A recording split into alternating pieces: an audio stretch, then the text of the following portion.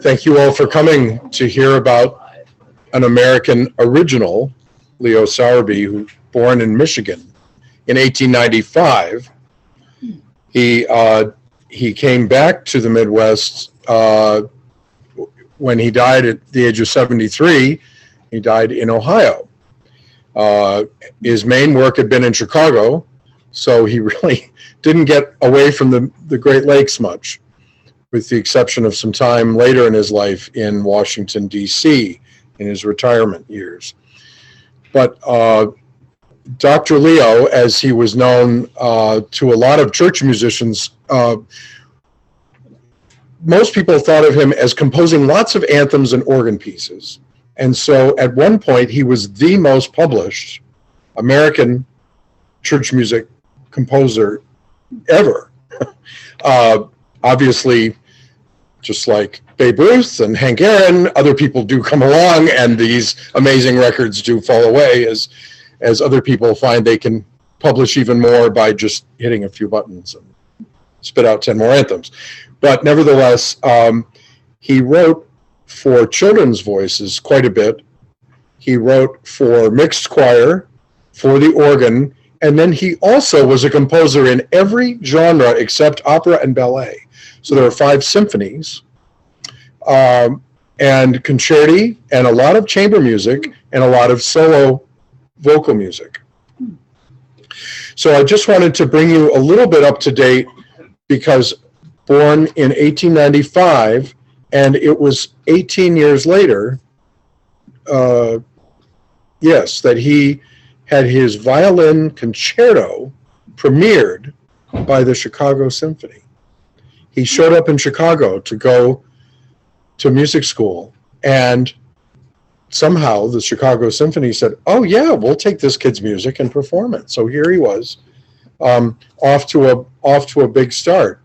1927, he would have been 32 years old, and he went to St. James Church in New York, at the corner of Wabash and Huron, just off of Michigan Avenue in Chicago. And that was a church where, if you're particularly an American music buff, the name Dudley Buck, he was America's first concert organist in the mid-1860s and 70s.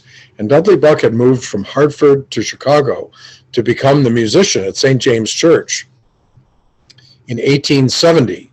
And for the sharp American history buffs, you will remember 1 year later, that muddy town was burned to the ground, along with the brand new 3-manual organ that Dudley had come out to play. And so just the walls and the tower were left of St. James Church, built of Lamont limestone, which is the same thing that you see in the water tower in the middle of Michigan Avenue, that sort of curious light-colored stone. So, of course, the church rebuilt. George Washington didn't sleep there, but Abraham Lincoln did come by at some point, probably before the fire, to say a prayer, I think. So later on, Clarence Dickinson, who was another luminary of the church music world, was organist there for a time. And so it was that young Mr. Leo went to St. James, where they'd had a boy choir and men and boys choir.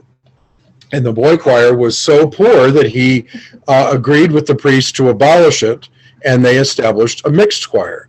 And so it is that while he wrote a lot of music for children's voices, he also, his primary output is fairly sophisticated harmonically, and expects that musicians are fairly well trained and experienced to be able to manage this complex musical language that he developed. And so for decades, the choir at St. James has been comprised of not only local musicians from the conservatories, but some of the lyric opera chorus traditionally has always been a part of St. James Choir. And as we came to the opening of World War II, he became in contact with a young man, Edward Borgers, who approached him, and Bruce is going to tell us what happened next.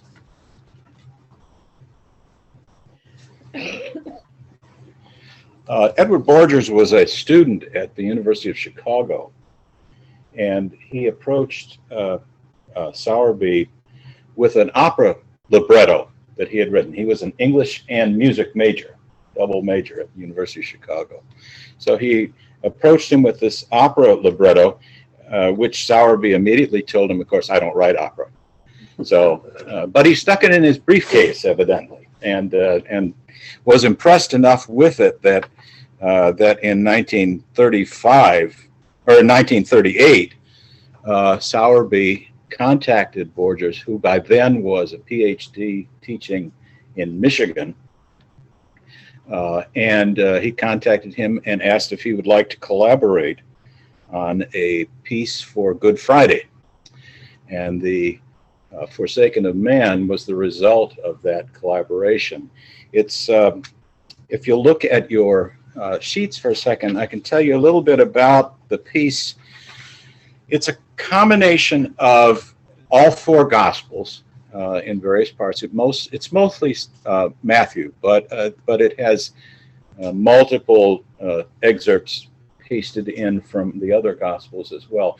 And in addition to that, Borgers wrote some original text as commentary to the action. If you remember from the Bach Passions of St. John and St. Matthew, has the chorales and the arias and things embedded in the texture of the rest of the Bible story, the Bible narrative, as commentary to as if the world is looking in on this drama that's going on and commenting about it. And that's exactly what Borgers' texts do. The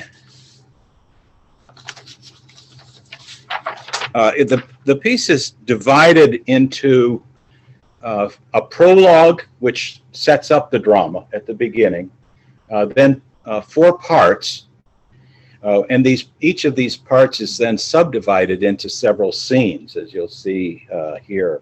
The first part being called The Hope of Jesus is the title of it. It opens with Jesus teaching the disciples, and this is where he makes his first intimations of what is to come in the weeks to come. And then on the road to Capernaum, where there's a dispute amongst the disciples about who shall be the greatest among us.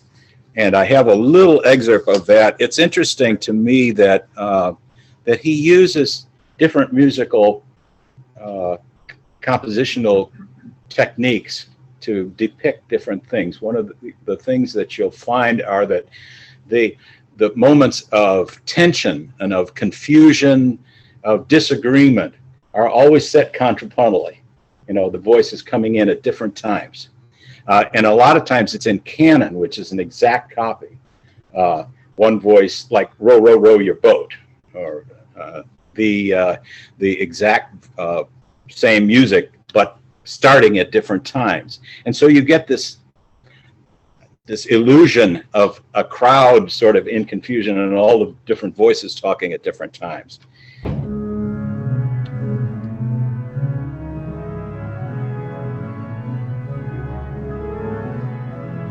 The organ introduces each of these scenes. We'll talk a little bit more about the importance of this, but the organ is the one that sets up. It is the thing that sets up the scenes and the mood, and depicts changes of mood from one to the other.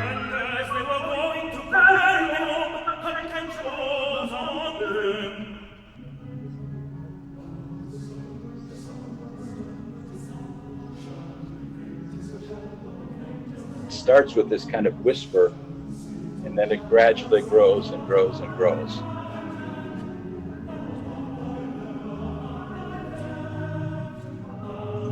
Master, decide who of us among us will be the greatest in the kingdom.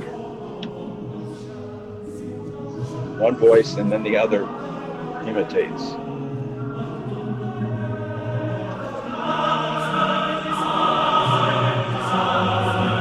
As high as I can go.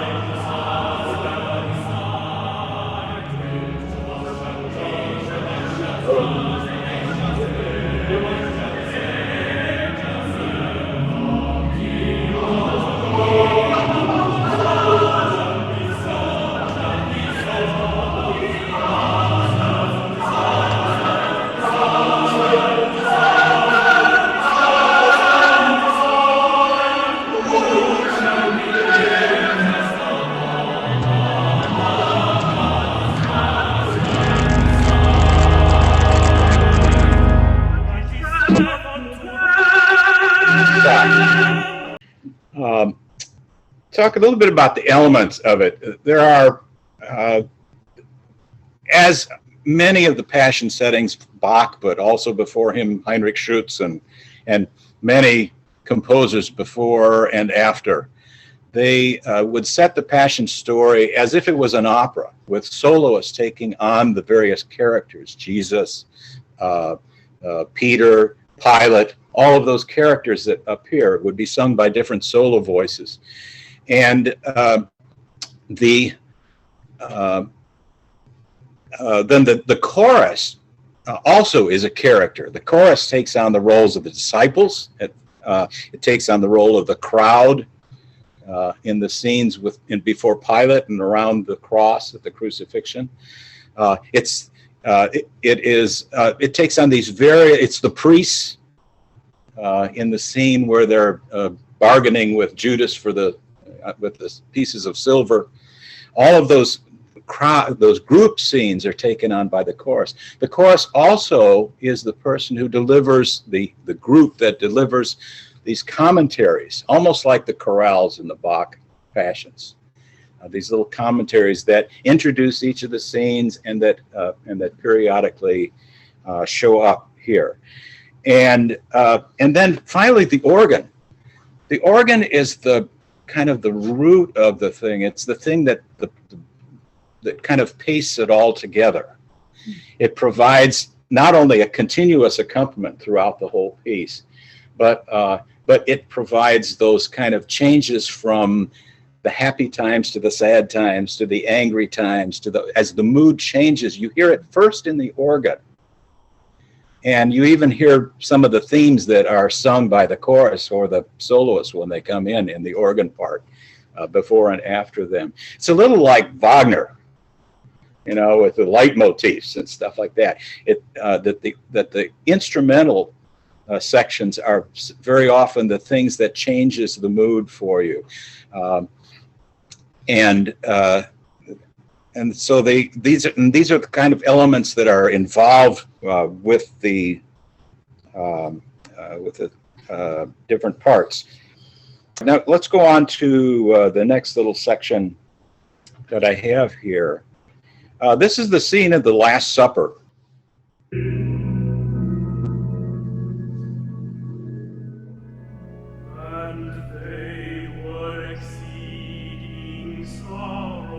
Jesus has just told them that one of them will betray him.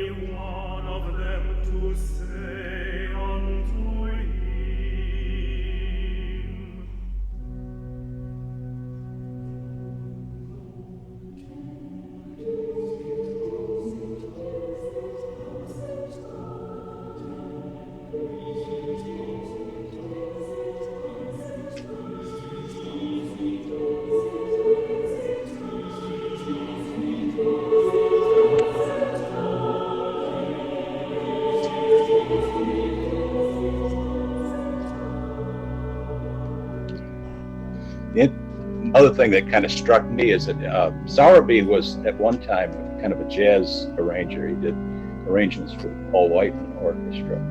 And so every once in a while, those of us who sing Sowerby anthems and stuff like that kind of chuckle every time these jazzy chords come in, And this particular spot, if you kind of took it apart a little bit, you find out it's a major 7 chord, which is a nice, really cool jazz chord, And there's this kind of element of this kind of jazzy overtones to this thing, to that little section.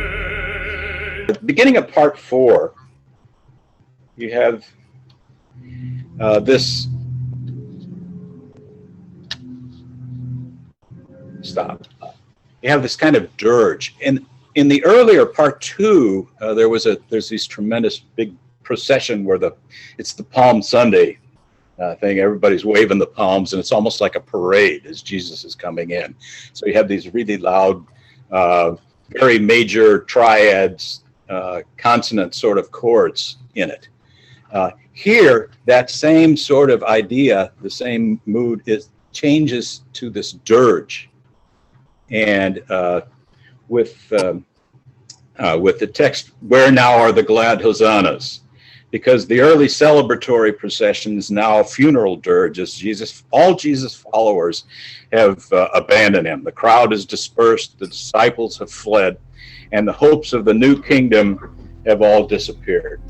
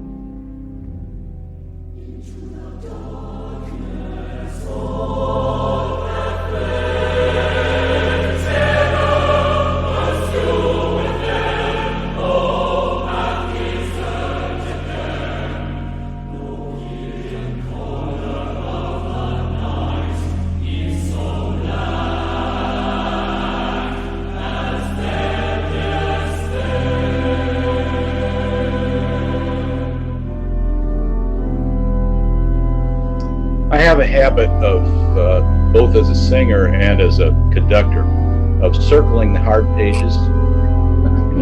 A red pencil around this page I need to take home and sit at the piano for a while. This has 3 red circles, that particular page. So it is. One final example. I want to take you to a scene that I think combines all of the elements all together, and that's the scene before Pilate, the trial. And in here you'll hear the baritone Pilate. You'll also hear the baritone Pilate in our performance. Somewhat less effective, perhaps, as but Pilate's basically trying to wiggle out of any responsibility for this. And he keeps trying. He keeps coming up with questions. What? I can't find anything wrong with this guy. What's the matter? And the crowd, of course, keeps responding, crucify him, crucify him. And there are kind of 3 entrances, and each one is in a higher level. And it's not only louder, but it's also higher in pitch. So you have these outcries. So you hear the interplay between the soloists and the chorus here. Now, see if I can find this one. He says, it's definitely, you can tell this is a judgment hall, it's all these fanfare sort of officious sounding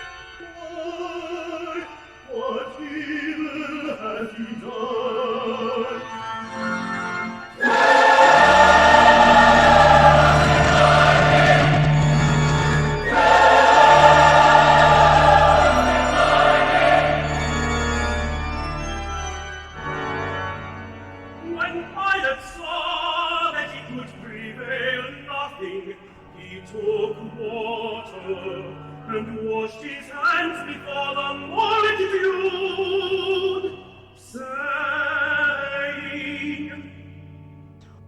I am innocent of the blood of this just person. See to it. Then answered all the people and said,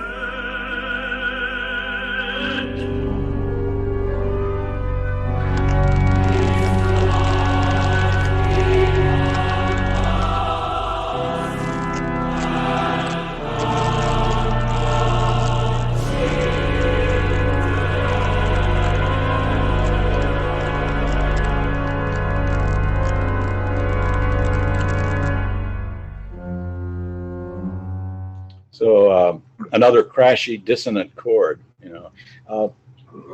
The mood changes based on rhythm. The rhythm becomes more irregular and more complex. The harmony definitely becomes more complex. You get much more dissonance in those moments of tension, those moments of high emotion. And then Jesus very often will come in with this beautiful little major melody, calm, bring everybody back down. And so the moods are constantly changing based on these musical elements as well. There was one quote that I found. I don't know if you had found it, but there was a musicologist, Oscar Sonic, in 1921. At that time, Sowerby was just sort of coming into his own. It was just being recognized. And he said, there are 3 B's in music: Bach, Beethoven, and Sowerby. So there you are. Okay, but I didn't know I didn't know this piece at all. Frankly, I didn't know anything about Sowerby till I started coming to Trinity. Sowerby had never crossed my desk as a choral conductor, and then I started singing with Peter, and we had every Sowerby anthem in the library upstairs, probably worth doing, and I started to really encounter these Sowerby anthems, and just fell in love with the music. It's very challenging to learn because you have to get this music in your ear. But once you do, I heard John talking just up in the hall just before we came down. It says that I've got this in my ear now, and it becomes an earworm after a while. But once you get it down, it's such rewarding music to sing. I'm just really glad that we're doing it. So. Just in follow-up, there aren't many works of this size that are written specifically for organ and voices. So often we think of the organ as a transcription vehicle. The major oratorios all call for an orchestra. But this is specifically, there's no orchestration of Forsaken of Man, nor would it make sense, because of the role of the organist. And that's why we have to have a consummate organist who can master this. When I was involved in performing this work before as a conductor, over 20 years ago, Sowerby's close personal assistant, Ronald Stalford, who was born in Vestal, was cared for Sowerby in his later years. He was a student of his in Washington, D.C., when Sowerby was asked to help found the College of Church Musicians at National Cathedral. That's after he'd retired from Chicago. And so this went on for, I think, 6 years before Sowerby's death. And Ron was there and learning the whole craft of church music from him, and was a remarkable sponge, and then was entrusted upon Dr. Sowerby's death with all of Sowerby's scores and his original manuscripts and his furniture and his papers and whatnot. And so it was that as I got to know Ron in the late 1980s and we approached the mid-90s, it was time for Jubileo in 1995, which was the centennial celebration of Leo Sowerby. And so a series of concerts were presented in Chicago and Washington and Massachusetts. And we performed Forsaken of Man with Ron playing the accompaniment. And he taught me the piece. I had also played at St. James in the mid-'80s back in Chicago.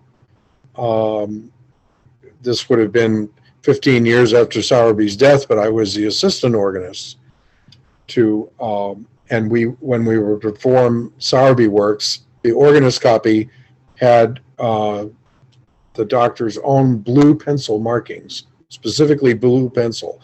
And I was playing the same organ that Sowerby knew and had redesigned. So when he called for registrations, we played exactly those stops to recreate it. The dean of the cathedral didn't like Sowerby's music, so we performed those pieces when he was away, and so we didn't get to do a steady diet of it. But so this music has interacted in my life for a number of years. Bruce did refer to the fact that Sowerby not only worked with Paul Whiteman, whose orchestra played for Dad's high school prom, a classical high school in Springfield, Mass. in 1939.